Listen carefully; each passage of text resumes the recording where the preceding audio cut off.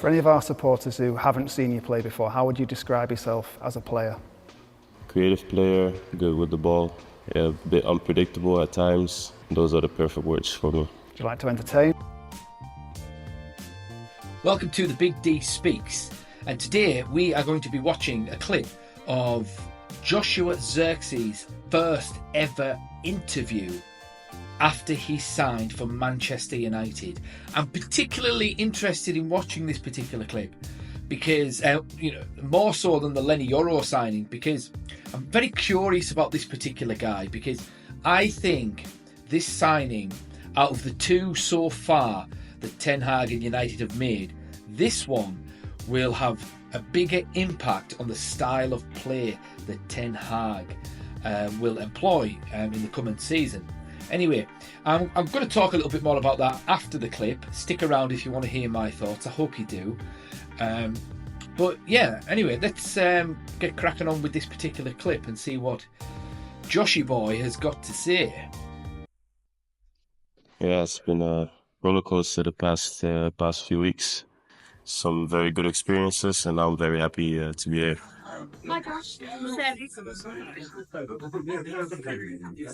Last season you had a great season with Bologna. You won the award for the best young player in Serie A. Where do you feel you're at in your career right now? Obviously, at a good point. I mean, making a transfer to Manchester United is obviously something very positive. Can't wait to get started and continue what I basically did last season. Just hoping to improve every day and do the best I can. Can I see how it looks? Yeah. Give it a go.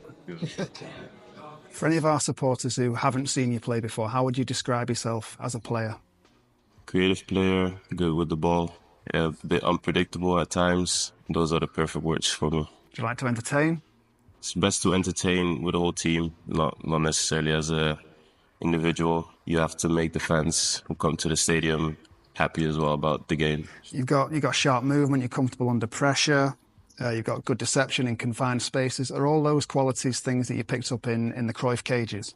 As a young boy growing up, playing mostly with tougher, bigger guys who are older than you, makes you adapt. I think it's something that you learn at a young age in Holland, especially where I'm from. This was the case. Going back to when you were a kid, who were your football heroes? Ronaldinho was for sure my hero. As I grew older, Ibrahimovic as well was someone I really looked up to. But I think Ronaldinho was my favorite.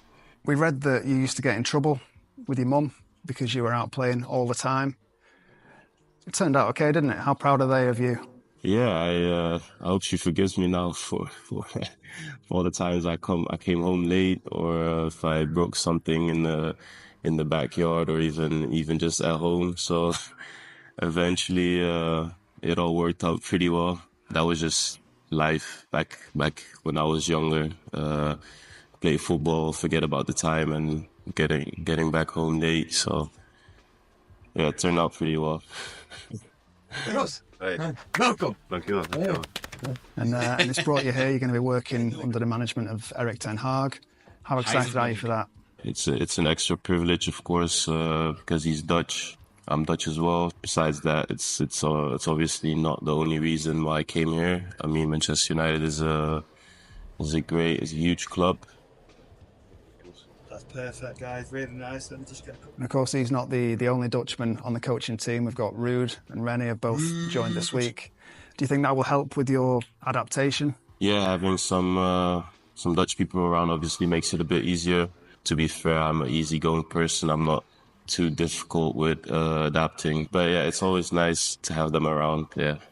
And how familiar are you with Ruud's game? Because I think you would have been 11 when he retired. Yeah, no, obviously. When I was younger, watching the Dutch national team, Manchester United, yeah, he was one of the guys who you were pretending to be on when you were playing out with your friends. So having him now here is obviously, yeah, it's a bit special, but it's great. It's good. Yeah, this is a very interesting signing. I didn't know he was voted Young Player of the Year in Italy. I didn't know that. That's very, very promising. Now, he came from Bayern Munich. He was a youth player at Bayern Munich, and for whatever reason he didn't break through the first team there. And obviously they've sent him on to Bologna, where he's done really well. And I think they've got a cut of the transfer fee that Man United have paid. But yeah, I like this Joshua Zirkzee. He reminds me a little bit of Ruud Gullit. Obviously, he's Dutch. Similar kind of haircut, I suppose. But also, it seems to me that he's a similar kind of player. He seemed to be quite tall, and Ruud Gullit was quite tall, if I'm not mistaken, from back in the day. And this guy, it doesn't strike me, Zirkzee, he doesn't strike me as being a goal-scoring forward. He strikes me as being a second striker or a deep-lying forward, so to speak, like what Ruud Gullit was. I'm sure he'll chip in with goals, of course, but I think he's been bought to complement Rasmus Højlund rather than replace him or be a backup to him. And which gets me back to what I said at the beginning of this video. I think this signing will allow Ten Hag to play a diamond in midfield. So it'll be a back four, and then it'll be a diamond in midfield, and then two up front. So you'll have Rasmus Højlund as the number 9, and he's just taken the number 9 shirt from the departing Martial as Rasmus Højlund. So and this guy will play just off Rasmus Højlund as well. So I think they'll complement each other rather nicely. Now, I'm not saying Ten Hag is going to play diamond all season. Of course not, because we've got an abundance of wingers in Diallo, Garnacho, Marcus Rashford, although Marcus Rashford can actually play up front as well.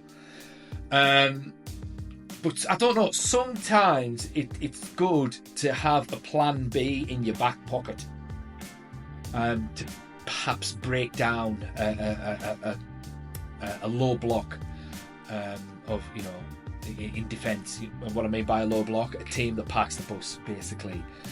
And having two big, tall, strong centre forwards would certainly help that, with sort of Fernandes kind of probing on the outside, looking for little pockets to drop into or to feed into and whatnot. But yeah, I really like this Joshua Zirkzee. I think he gives Ten Hag more options. He doesn't give Ten Hag problems, this guy. He gives him more options tactically, and I think that will work well over the course of a long, complex season. But yeah, this would be a good one. I'm really looking forward to seeing who else Man United are going to sign, because the two signings so far, has it been 2? Euro and Zirkzee? Have there been any more? I don't think so. But obviously we're talking to Ugarte, and we're talking to De Ligt. If we were able to get De Ligt and Ugarte in this summer window, as to add to these two signings so far, wow. I mean, with the squad that we had last season, we would have finished top 4, no problem, had it not been for all of those injuries. But that's just the Big D's opinion. What do you guys think? Is Joshua Zirkzee a good signing? Do you agree with the Big D? Is he going to be playing up front with Rasmus, or is he going to be replacing Rasmus? How do you feel as though he's going to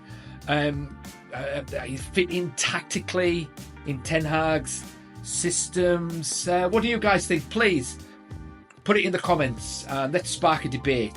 But yeah, thanks for watching.